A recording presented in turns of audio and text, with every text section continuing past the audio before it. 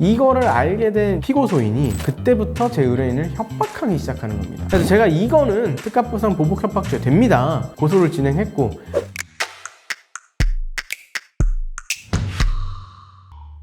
안녕하세요. 법무명제 이재희 변호사입니다. 자, 형사고소 해보신 분들 아마 이런 표현 많이 들어보셨을 거예요. 이의신청, 검찰항고, 재정신청, 재항고, 헌법소원. 이게 검경수사권 분리 이후에 경찰이 불송치를 하는 경우에는 고소인은 검찰에 이의신청을 할 수 있습니다. 또 고소인이 아닌 피해자 등도 당연히 이의신청권이 있지요. 이러한 고소인 등의 이의신청권은 입법이 좀 잘못되어 있기는 해서 기간의 제한이 있지는 않습니다. 즉, 형사 공소시효 내라면 언제든지 이의 신청을 할 수가 있죠. 피해자가 아닌 고발인, 이 고발인은 형사소송법 245조의 7 제1항에 명시적으로 이의신청권이 없다라고 해놓고 있습니다. 이 경우는 결국 헌법소원 심판 청구를 하고 싶어도 자기 관련성이 없기 때문에 수사심의 신청이라는 약간은 불완전한 이의 방법 외에는 다툴 방법이 없습니다. 자, 검찰은 이의신청이 있는 경우에 이를 받아들여서 보완 수사를 경찰에 요청하거나 또는 직접 수사를 해서 기소하거나 불기소하는 방법이 있는데 대부분은 보완 수사를 경찰에 요청하는 방법을 선택합니다. 자, 이의 신청을 받아들이지 않게 되면 그냥 바로 불기소 처분을 하면 되죠. 경찰이 불송치 결정을 한 경우에 사건 기록을 검찰로 송부하도록 하고 있습니다. 검찰은 이 90일 내에 이 기록을 경찰로 반환하도록 정하고 있는데 이를 불송치 기록의 송부라고 하고 사건 번호는 불제 번호라는 것이 붙습니다. 자, 이 최대 90일간의 불제 사건 처리 기간에서 검찰은 직권으로 수사의 미비나 오류를 발견해서 경찰에 재수사 요청이라는 것을 할 수 있습니다. 아까 말한 보완 수사하고는 용어가 다르죠. 따라서 이 재수사 요청이라는 직권의 발동을 촉구하는 의미로 이의 신청권이 없는 고발인 등이 진정 같은 민원을 넣을 수는 있습니다.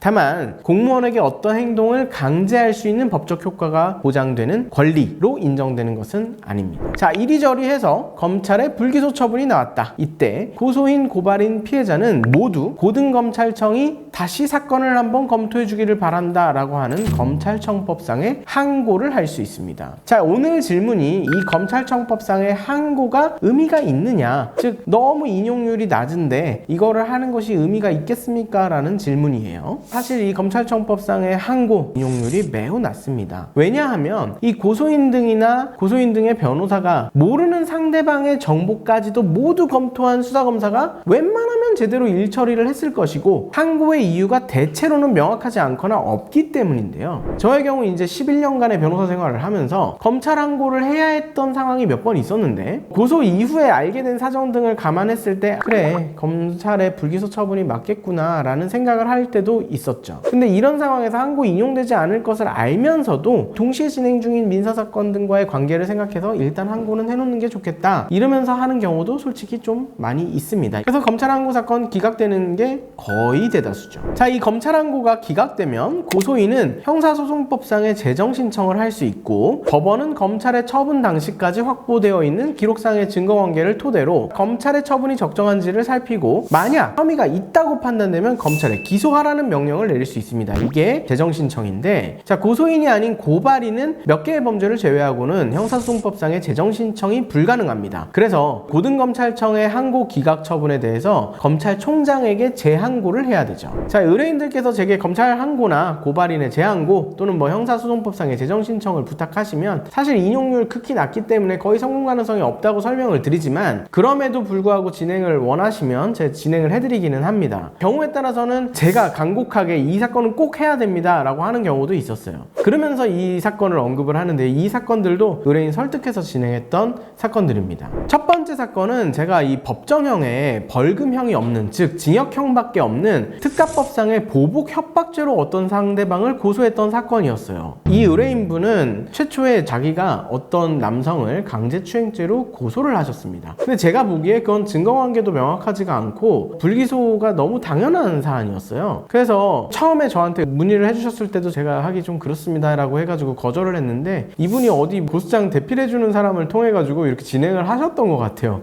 당연히 무혐의 각이죠. 근데 이거를 알게 된 피고소인이 그때부터 제 의뢰인을 협박하기 시작하는 겁니다. 너 네 딸 어디 학교 다니지? 학교에 다 소문 내주겠다. 계속 협박하고 의뢰인을 갈구는 거예요.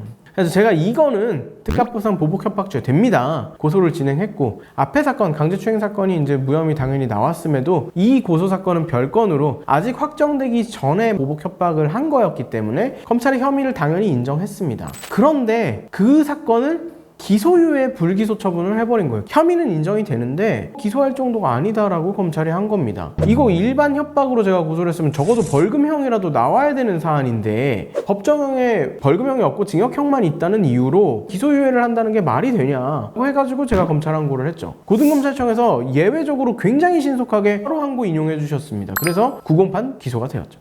자, 두 번째 사건은 제 의뢰인이 감금죄로 벌금형의 선고유예를 받았는데 이게 대법원까지 이제 확정이 됐었어요. 근데 사실 굉장히 억울한 상황이었거든요. 다른 어떤 사람이 있고 그 사람을 오히려 이분은 말리셨는데, 이 감금죄의 피해자라고 주장하는 분이 이 사람도 나를 같이 때렸다 거짓말을 해가지고, 아무리 우리가 주장을 해도 명확한 증거도 없고 이러다 보니까 벌금형의 선고유예가 나왔던 사건이에요. 근데 제가 이거 보니까 이 사람이 최초에 신고했던 내용들, 경찰에 남아있는 녹음 파일, 이 사람이 이야기한 부분이 조금씩 바뀌는 게 보이는데 이게 결정적으로 딱 안 맞는 부분이 몇 가지가 생긴 겁니다. 제가 이제 무고하고 모해 목적 위증으로 고소를 했더니 경찰은 이 혐의 인정됩니다 이래가지고 송치를 딱 했습니다. 근데 검찰에서 갑자기 약간 과장됐을 뿐이지 모해 목적 위증이나 무고로 보기는 어렵다 이러면서 불기소를 딱 해버리는 거예요. 당연히 바로 항고했죠. 무고나 모해 목적 위증이 굉장히 어려운 게 검찰이 자기네들이 속았다는 거를 인정해야 되는 상황이거든요. 그래서 제가 의뢰인한테도 얘기했어요. 이 사건은 형사소송법상 재정신청을 들어가면 이거 인용될 가능성은 좀 있는 사건이다 라고 해가지고 재정신청을 넣었더니 법원에서 기소해야지 니네 뭐하고 있어 이렇게 검찰한테 너네가 잘못했다 이렇게 얘기를 해주는 거예요. 이 얘기까지 들어보면 여러분 딱 아시겠죠? 검찰 항고는 어떤 때 가능한 거고 재정신청은 어떤 때 나오는구나 이 느낌이 이제 오시겠죠. 무턱대고 야 이 수사검사가 잘못해가지고 불기소한 거 잘못이다 이렇게 주장해도 잘 인정 안 됩니다. 근데 이런 식으로 구조가 있으면 항고나 재정신청이 인용되는 부분입니다. 이처럼 수사기관에서의 판단이 잘못되었을 때 비록 인용률이 낮기는 하지만 아예 0%는 아니라는 점 기억하시고, 억울함이 없도록 이유와 근거를 잘 설명하시면 반드시 여러분에게 좋은 결과가 있을 것이라고 확신합니다.